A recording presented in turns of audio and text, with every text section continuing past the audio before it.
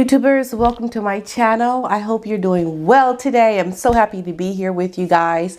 And if you may or may not have noticed, my little set has changed. I'm kind of moving on up. Fears as Meghan to rule the UK. Yeah, that is a big fear. And I think, if anything, that has to be nipped in the bud, because we don't want to go down that avenue. We've already seen what it looks like when Meghan and her husband are far down on the totem pole to being on the throne. Can you imagine if they were on the throne, the hysteria, the big problems it would cause? It would just be disastrous. We don't want that. We can't have that.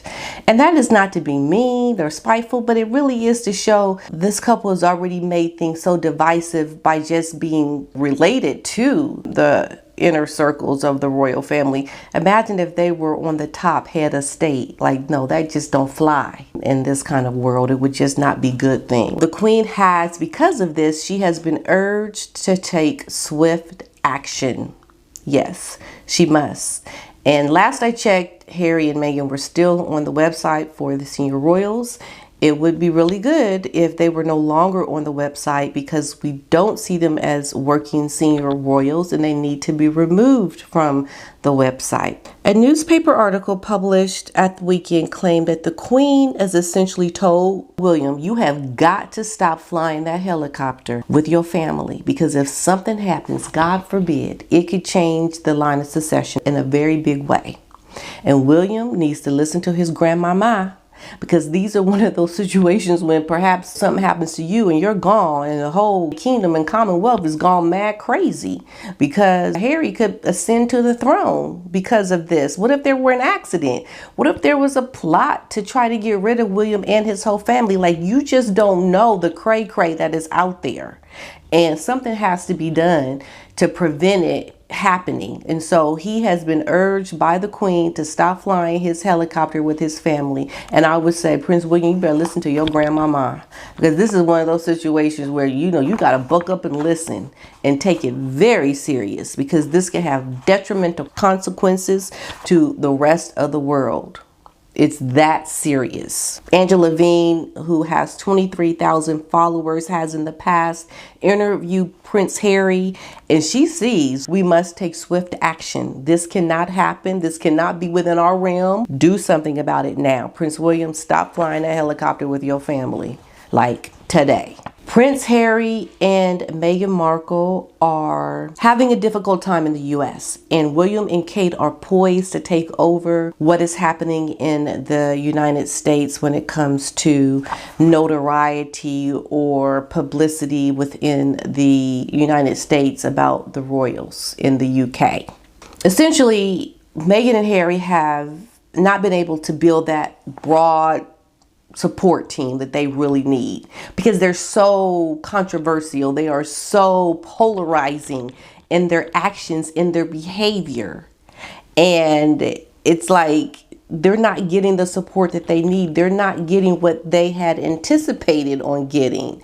And we can only see that that's because of how they have continued to present themselves on this world stage. Royal rule means that Kate Middleton and Meghan Markle, it looks like they're going to have to bow down to Princess Beatrice and Eugenie and Princess Anne. Like, what's going on? Why is this? Well, apparently, because they need to curtsy to royal blood. We know that you can marry into royal blood or you're born into it.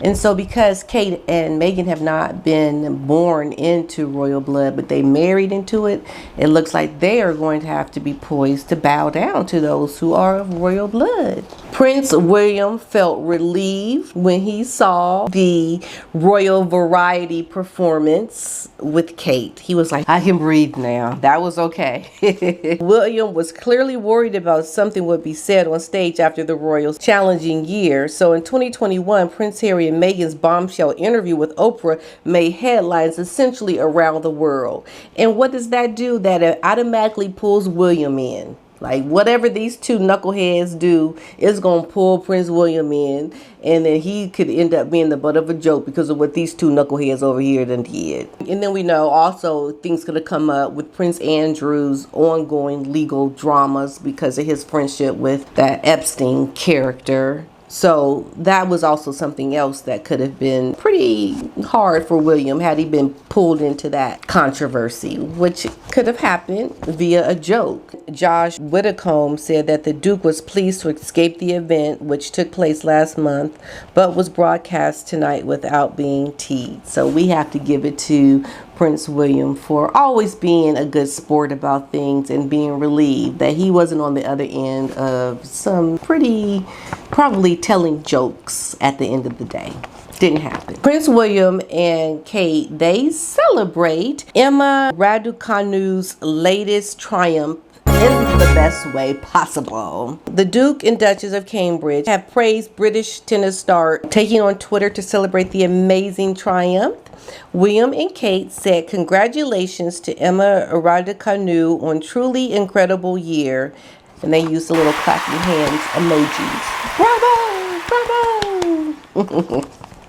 The 19-year-old beat Olympic diver Tom Daley and swimming star Adam Petty to win the award. Unfortunately, Emma had to appear via video link after testing positive for COVID last week while in Abu Dhabi for a tournament.